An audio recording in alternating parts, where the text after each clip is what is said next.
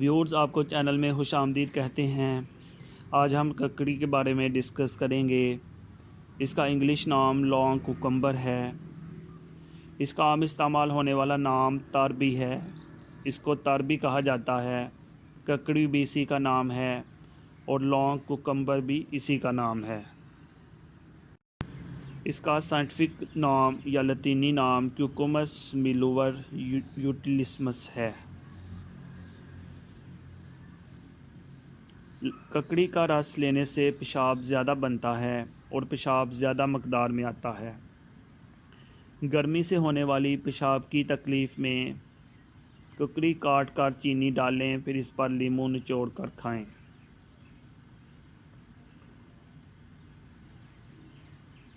गाजर, ककड़ी और शलगम का रस पीने से गुर्दों की बीमारियां ठीक हो जाती हैं।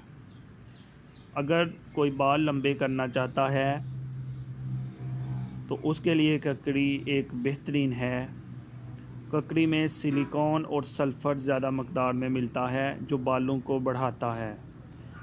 ककड़ी के रस से बालों को धोएं।